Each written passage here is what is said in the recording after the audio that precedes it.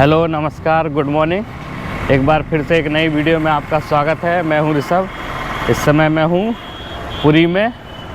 पुरी उड़ीसा में। उड़ीसा का एक बेहद महत्वपूर्ण और धार्मिक शहर है। ये भुवनेश्वर से लगभग 2 घंटे मतलब 60 किलोमीटर की दूरी पर है। तो कल मैं आ गया था भुवनेश्वर से पुरी, और कल मैं कहीं नहीं गया। कल मैंने पूरे दिन आराम किया। अब आज सुबह के बज रहे हैं 6 और मैं निकल आया हूँ पुरी की सड़कों पे। तो आज सबसे पहले मैं जा रहा हूँ तो पुरी बीच पे। मैंने होटल बिल्कुल पुरी बीच के पास में एक होटल है, सुभद्रा होटल, वहाँ लिया है। तो मैं उसी को देखने के लिए जा रहा हूँ और चलते चलते आपको इस जगह के बारे में बताता जाऊँगा। फ़िलहाल मैं अभी यहाँ पे सड़क पे हूँ। तो पुरी भारत के धार्मिक शहरों में से एक है, क्योंकि यहाँ पे 4 धाम में से एक धाम है जगन्नाथपुरी। तो पहले चलते हैं, बीच दिखाते हैं, फिर आपको और जगहों के बारे में जो आज करूँगा सब आपको दिखाऊंगा। तो आइए आज आपको पुरी की यात्रा पर ले चलता हूँ। मैं सोच रहा था कि सुबह 6 बजे मैं ही उठाऊँ इतनी जल्दी सनराइज़ देखने के लिए। यहाँ के देख रहा हूँ कि हज़ारों लोग भैया बीच पे भीड़ ही भीड़ लगे हुए। ये देखिए, यहाँ से लेके ये पूरा वहाँ तक पूरा भीड़ दिखाई दे रहा है। तो ये कुछ समुद्र का पुरी का पहला नज़ारा जो मैं देख रहा हूँ। समुद्र के काफ़ी तेज़ लहरें चल रही हैं, बेहद शानदार।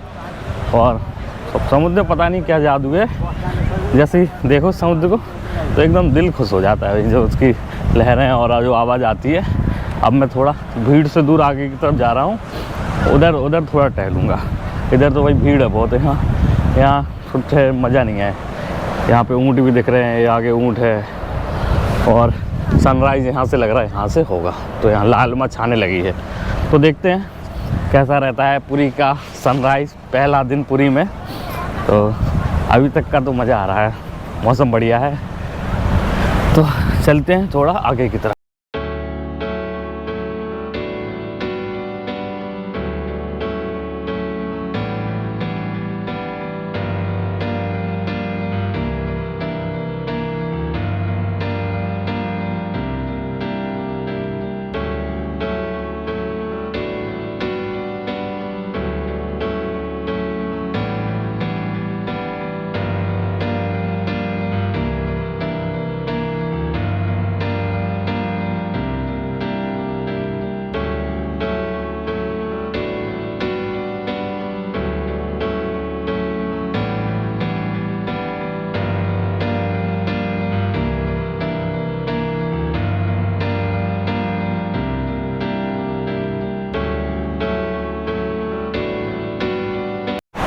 तो सनराइज़ हो चुका है लगभग।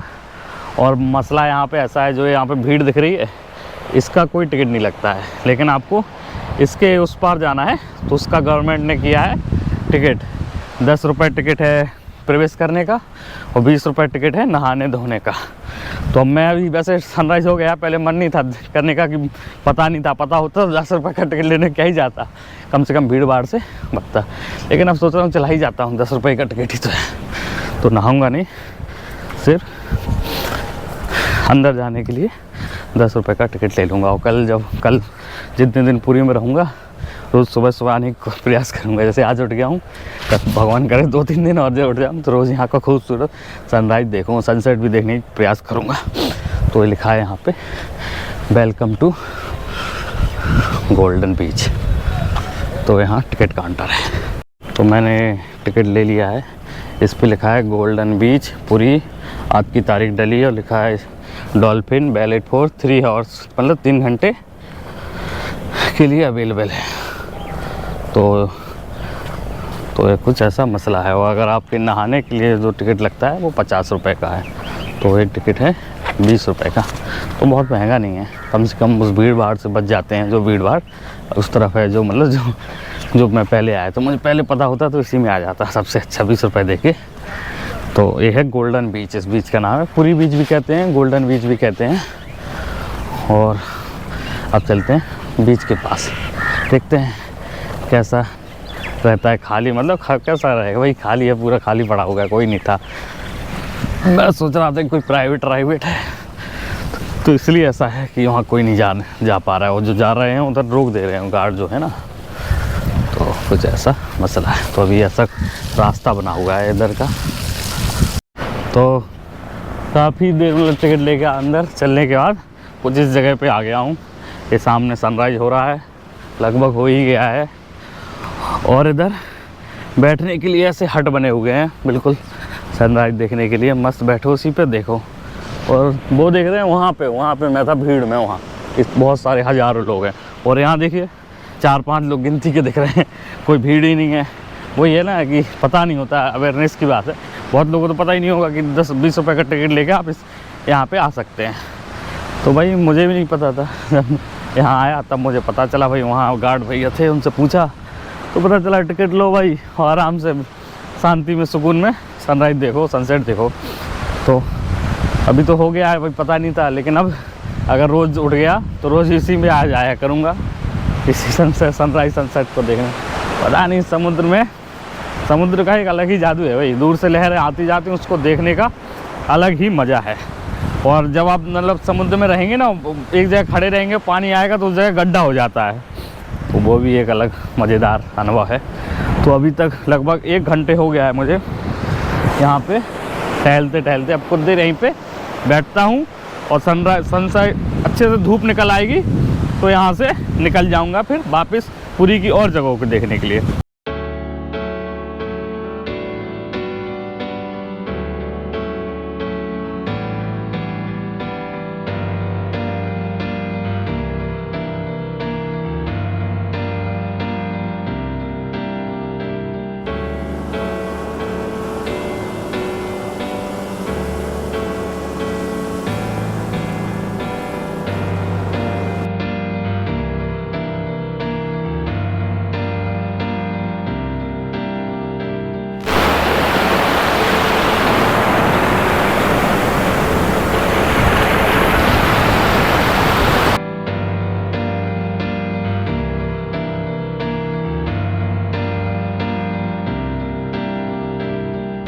पूरी तरह से सनराइज हो चुका है। यहाँ इस बीच पे आके मतलब शांति भरी सुकून में अपना फ़ोटो खींचो, बैठे रहो आराम से। हट बने हुए हैं, उस पर बैठे रहो। तो कुछ देर में यहीं रेत पे ही बैठा रहा, कुछ देर यहाँ और टहलता रहा। मज़ा आया कुल मिला के। सुबह जल्दी उठ के फ़ायदा बहुत हुआ है। और अगर आप भीड़ भाड़ से बचना चाहते हैं, जो सार्वजनिक भीड़ है, मतलब बहुत सारी हज़ारों लोगों की, उस भीड़ से बचना चाहते हैं तो गोल्डन बीच का 20 रुपये का टिकट लीजिए। अगर सिर्फ बीच देखना है, घूमना है, टहलना। अगर आपको नहाना है समुद्र के अंदर तो फिर उसका 50 रुपये टिकट है, क्योंकि नहाने के बाद अंदर शावर और लगा हुआ है पूरा, तो उसके बाद वहाँ जाके फिर दोबारा नहा सकते हैं, तो उसका 50 रुपये टिकट है। बाकी 20, इसका 20 रुपये टिकट है। मैं टिकट लेके आया था, लगभग आधा घंटा यहाँ बैठे रहा, अब निकल रहा हूँ। अब कोशिश करूँगा कि रोज़ ही यहाँ पे आऊँ और पुरी की यात्रा को और शानदार बनाऊँ। तो कुछ ऐसा मामला है। अब हम भूख लग रहा है, नाश्ता करना है अब तो, क्योंकि पेट में गुड़गुड़ी सी हो रही है। तो अब चलते हैं बाहर, और जो भी मिलेगा खाने के लिए, नाश्ते के लिए, वो नाश्ता किया जाएगा। फिर रूम पे जाऊंगा, नहाऊंगा, फिर बाकी चीज़ें आगे की यात्रा को शुरू करूंगा।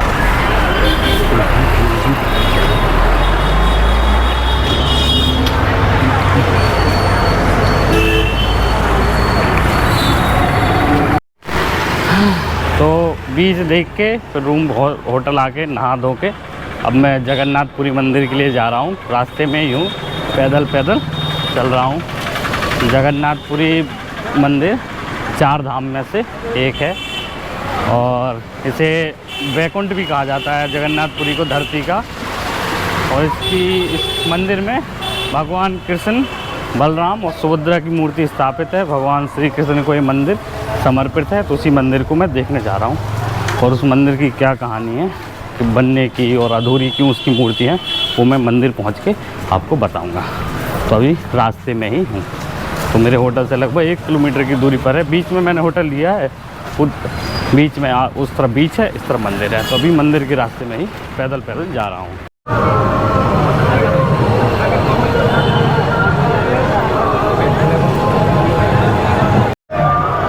तो ये मैं पहुंच गया हूं जगन्नाथपुरी मंदिर। ये सामने देख रहे हैं, ये मंदिर। तो मंदिर के अंदर मोबाइल फ़ोटो ले जाना, मतलब मोबाइल और वीडियोग्राफी करना मना है। तो इसलिए यहाँ पे दुकान बने हुए हैं जूते और कैमरे रखने के लिए, मोबाइल रखने के लिए।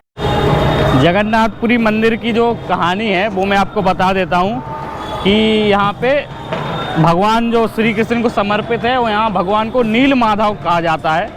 और पहले यहाँ पे नीलांचल पर्वत पर भगवान नील माधव बसते थे, वहीं पे रहते थे। फिर इंद्रधुमन नाम के एक राजा को भगवान विष्णु ने दर्शन दिए कि मेरी स्थापना वहाँ से नीलांचल पर्वत से ले आके यहाँ पुरी में करी है। तब वो वहाँ गए, वहाँ अपने एक सेवक को भेजा विद्यापति नाम के, तो उसने वहाँ के एक सरदार थे, वो सरदार की बेटी शादी की और फिर वहाँ से मूर्ति चुरा के ले आए, जिससे वो भक्त दुखी हुआ तो भगवान वापस वहीं चले गए। जिसके बाद भगवान ने राजा को कहा कि विशाल मंदिर का निर्माण करिए, तब वो यहाँ आएंगे। तब ये मंदिर राजा इंद्रद्युम्न ने बनवाया। इसके बाद उन्होंने यहाँ आने की प्रार्थना की तो भगवान ने कहा कि मेरा एक बड़ा सा लकड़ी का पत्थर समुद्र में तैर रहा है, द्वारका से तैर कर आया है, उसको ले आइए। तो उसको लाया गया। तब भगवान विश्वकर्मा कारीगर के रूप में आए। उन्होंने भगवान से एक शर्त रखी, राजा से शर्त रखी कि मैं एक बिना बंद कमरे में बनाऊंगा, कोई अंदर नहीं आएगा। तब वो अंदर बंद कमरे बनाते रहे और सिर्फ आवाज़ आती थी नसैनी, मतलब उसकी मूर्ति बनाने की। जब एक दिन राजा को लगा कि मूर्ति अंदर से आवाज़ नहीं आ रही है, तब वो उन्होंने खोला अंदर, तो जाके देखा कि तो भगवान विश्वकर्मा गायब हो गए और मूर्ति वैसी रही। तो फिर उसी रूप में यहाँ पे भगवान कृष्ण, बलराम और सुभद्रा की मूर्ति स्थापित है, जो लकड़ी की बनी हुई है। तो अंदर चलते हैं, देखते हैं कैसा मंदिर है। बाकी तो अंदर जाके बता पाऊँगा। फिलहाल तो यहाँ पे कुछ ऐसा मामला है। यहाँ पे जूते और मोबाइल रखने की जगह है। तो आइए चलते हैं, जूते और मोबाइल रखते हैं, फिर अंदर मंदिर के अंदर चलते हैं।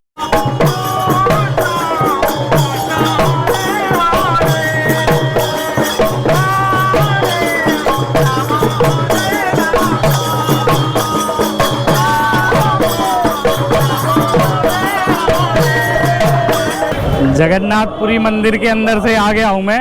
अंदर मोबाइल ले जाना, मोबाइल, लैपटॉप और कैमरा ले जाना अलाउ नहीं था, तो नहीं ले गया। अगर ले जाता तो पकड़ जाता तो 1000 रुपये उसका जुर्माना है। बाकी अंदर इतनी भीड़ थी कि आप एक जगह खड़े ही रह सकते हैं, आपको पीछे से लोग धकेलते ही जाते, तो बड़े संभल के चलना पड़ता है। और साथ में अपने पैसे ऐसे बचा के भी रखना पड़ता है जेब वेब पे, क्योंकि अंदर भीड़ इतनी रहती है, कभी भी कुछ भी चोरी वोरी हो सकती है। बाकी मंदिर काफ़ी बड़ा है। जगन्नाथपुरी मंदिर के अलावा भी कम से कम 30-40 मंदिर तो अंदर हैं। काफ़ी बड़े और छोटे मंदिर हैं। और बाकी अंदर बाजारवाद है पूरा। हर मंदिरों में, फेमस मंदिरों में होता है कि हर चीज़ का पैसा है। यहाँ तो पहले पंडित पकड़ेगा, फिर आपको अंदर पूजा वूजा वाला कराएगा। अगर आप वहाँ पे वो भी चढ़ाते हैं, क्या नाम, दिया जलाते हैं, तो उसका भी पैसा लगता है। बाकी मिठाई का तो पैसा लगेगा ही। और बाकी वहाँ पत्तल में भी एक खाना मतलब रहता है, जो मिट्टी में पकाया जाता है, मिट्टी के बर्तन है, फिर दिया जाता है, उसका भी 50 रुपये थाली है। ऐसे ही हर चीज़ का मतलब बाजारवाद है पूरा। बाकी अब मैंने मंदिर घूम लिया है। मंदिर को घूमने के बाद अब मैं देखता हूँ आसपास और कौन सी जगह है। अगर वहाँ भी अगर होगा तो घूमने निकल जाऊँगा, नहीं तो फिर आज आराम करूँगा। फिर कल से फिर कुछ और यहाँ आसपास बीच हैं पुरी के आसपास, उन जगहों को कोशिश करूँगा। एक लोकनाथ मंदिर ज़रूर है पास में, देखता हूँ कितना पास है। अगर वो मतलब जाने का वो होगा तो आज जाऊँगा, अगर नहीं होगा तो कल जाऊँगा। फिलहाल कुछ ऐसा नज़ारा दिखाई दे रहा है। पूरा मंदिर भीड़ से भरा है। ये है मंदिर, यहाँ से हमने एंट्री की थी और उस तरफ से एग्जिट हुआ है। तो पूरा कॉरिडोर टाइप का बना है, पूरा चक्कर लग जाता है मंदिर का। तो ये है जगन्नाथपुरी, 4 धाम में से एक। तो इसी के लिए बहुत बड़ी संख्या है पुरी आते हैं। और जब रथ यात्रा निकलती है तब तो बहुत ज़्यादा, हद से ज़्यादा भीड़ होती है। तो फिलहाल मैं जल्दी आ गया था तो तब भीड़ कम थी, अब खुद ज़्यादा ही अचानक से भीड़ बढ़ गई है।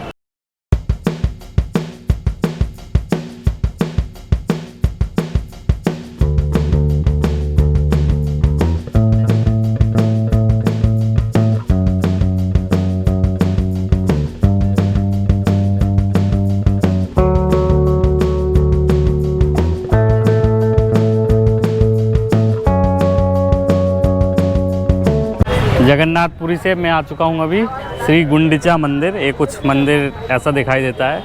जगन्नाथपुरी मंदिर से लगभग 3 किलोमीटर की दूरी पर है। इस मंदिर में केवल यहाँ लिखा है केवल हिंदू लोग ही श्री गुंडिचा मंदिर के अंदर प्रवेश कर सकते हैं। जूता, छाता, बेल्ट, कैमरा, मोबाइल फ़ोन, भोजन पदार्थ, मादक पदार्थ, चमड़े से बनी चीज़ें आदि मंदिर के अंदर ले जाना मना है। अभी पूछते हैं मंदिर के अंदर जा सकते हैं कि नहीं जा सकते हैं। पहले यहाँ पे इसके बारे में थोड़ी जानकारी दी है, वो बता देता हूँ। फिर पौराणिक कथा के अनुसार एक कहानी है, वो भी बता देता हूँ। यहाँ पे ये जानकारी दी गई है श्री गुंडिचा मंदिर के बारे में। लिखा है यह मंदिर गुंडिचा मंडप, यज्ञ वेदी, महावेदी, आडम मंडित, रास मंडप, आटो मंडित नाम से अभिभूत है। 12वीं सदी में गुंडिचा मंडप लकड़ी से बना मंडप था। गंडक वंश के राजा नरसिंह देव टूया के शासनकाल में प्रस्तर मंडप पीढ़ सील से निर्मित हुआ। बाद में 75 फुट की ऊंचाई का है मंदिर निर्मित हुआ। हर साल रथ यात्रा के उपलक्ष्य में श्री गुंडिचा मंदिर में श्री विग्रहों का अभिस्थान आषाढ़ शुक्ल तृतीय से नवमी तक होता है। और इस मंदिर के गरुड़ स्तंभ की ऊंचाई लगभग 12 फुट की है। किंवदंती के अनुसार महाराजा इंद्रदमन की पटरानी गुंडिचा देवी के अनुरोध से श्री गुंडिचा यात्रा और मंदिर का नाम श्री निगुंडिचा मंदिर हुआ। तो और जो एक पौराणिक कथा के अनुसार कहा जाता है कि मतलब एक तो है कि यहाँ पे जब भगवान जगन्नाथ रथ की निकलती है यात्रा, तो यहाँ पे 7 दिन के लिए रुकते हैं श्री जगन्नाथ, बलराम और सुभद्रा के साथ। कहा जाता है कि गुंडिचा जो थी वो श्री कृष्ण की मौसी थी, तो मौसी के यहाँ 7 दिन रुकते हैं, उनका आदर सत्कार हो। दूसरी कहानी ये है कि यहीं पर राजा भगवान विश्वकर्मा ने राजा की इच्छा अनुसार यहीं पर बनाया था। वो कमरे के अंदर उनका शिल्प किया था, कारीगरी दिखाई थी, जिसमें उन्होंने तीनों भगवान कृष्ण, बलराम और सुभद्रा की मूर्तियाँ बनाई थी जो अर्धनिर्मित रह गई थी। तो वो भी इसलिए इसे जन्म स्थान भी कहा जाता है उनका, भगवान का।